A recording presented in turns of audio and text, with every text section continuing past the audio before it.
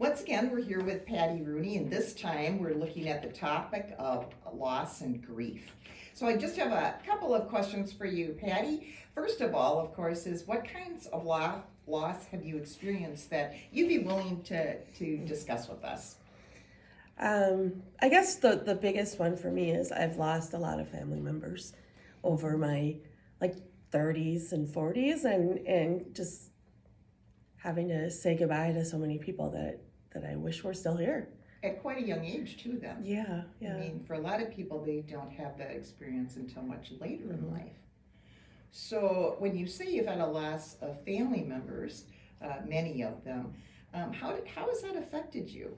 Is it different each time that has happened, or? Yeah, I think it depends on who it was. You know, for me, it was losing my dad first. Sure. And unfortunately losing him right before I was getting married. So I didn't have all those father-daughter things that a lot of people have, but I had sister-brother things. I had two brothers that stepped in and kind of took over, and they were my dad for the day. You know, it was. So how was good. it that day, though, knowing that your dad, who would have walked you down the aisle, is not doing that? Did that affect that day in particular, or not so much? I think we actually made it into a happy thing, made it into a good celebration. And I started my day out going to the cemetery and spending time with him. And later on, my family really surprised me. Normally, at that time, typically at a Catholic wedding, it was always who gave this bride to marry this man. My whole family stood up. And took that spot, and it I didn't know what was happening. Caught me off guard, and just kind of start over and celebrate. Well, and kind of attribute that your dad is in every one of those members of your family. Definitely. So him still being there in a way. Yeah. So how did you grieve the loss of your dad, and of course the loss of your mom, and then I know that you've had siblings. Probably grieve. I'm a big crier, so I think that was a lot. That just letting it go, but knowing that I had a lot of people around me too that were going through it. I know with my dad, we held on to each other a lot. We were at the hospital for weeks before he passed away, and going through everything that we went through with him, I think really prepared us. We saw days that we felt he was talking to the angels. I mean, he literally would look off into the distance and was talking to someone. But there were times that he was really awake and knew who everybody was and spent good time with us. So it I guess made it a little bit easier just because we knew what he was going through, and we knew that he was going to a better place, that he would be without all of his disabilities at that point because he had a. How do you deal with when people tell you, having gone through so much loss, I'm sure you've heard the statement, aren't you over the grief yet, or isn't it time to move on, or what do you think about that statement in general, even if no one has said it to you? Well, yeah, personally? I actually feel thankful. Nobody has ever said that to me, but I have heard that statement, and I have heard people say that, it's been a long time, why aren't you over that? But, you don't lose those people in your heart. You're always going to have something of them. And the grief is always there. It just might be a little easier some days. But, I still think about my mom and dad every day. They're in my dreams. They're healthy in my dreams. And I find that really, really calming, just to know that everything is okay. I can still hear their voice, and they're still there with me. I haven't let them go. So to have somebody tell someone just that it's time to let go, it's not something you can let go. It's always going to be there. So obviously you said, they're in a different place. You feel they're more whole. They're different than how their life ended on earth. So tell me about that. That's obviously part of your faith system, your belief system. So what does that mean? What is that part of your faith or belief? I guess to me, it tells me that they're happy. And I feel like they're always watching over us.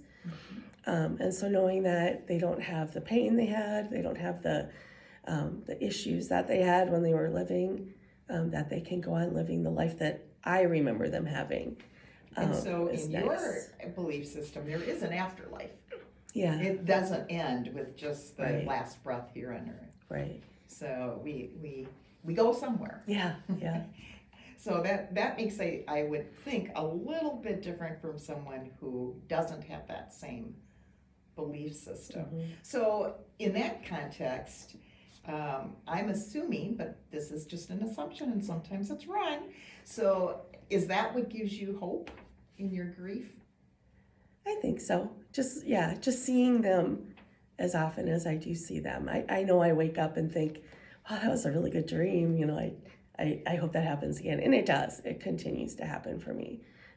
But also just seeing things day to day that remind me of them is very comforting. You know, I'll hear something my dad said, or I'll see a mannerism in one of my sons that was my dad, and they never met my dad. So it was kind of cool to see that, or to have somebody say, wow, he really looks a lot like your dad.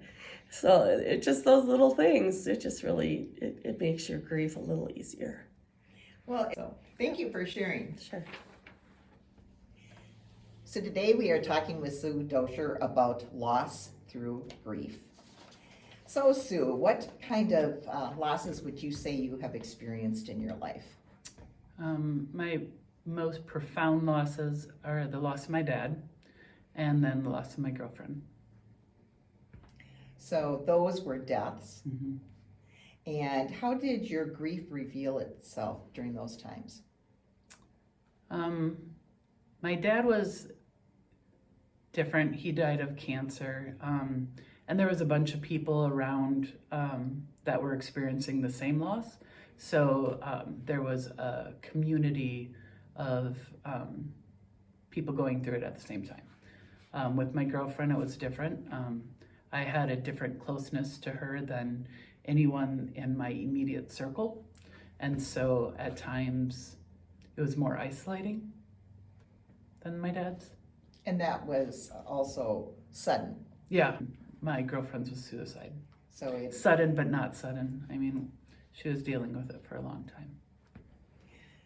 so when you're going through this kind of loss, especially with a girlfriend, it is different, Mm-hmm. isn't it? When it's a friend. Yeah.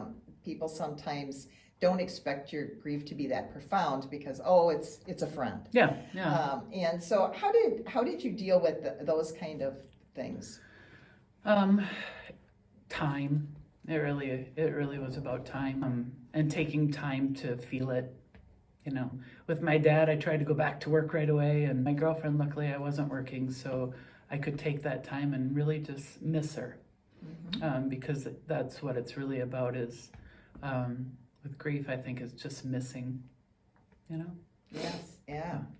So what did you find helpful during that, taking that time off? I mean, yes, it was the amount of time, but then within that, what was helpful for you? At the beginning, I started journaling to her. That way I could still have conversation. I could yell at her in my conversation, or I could tell her how much I missed her, things like that.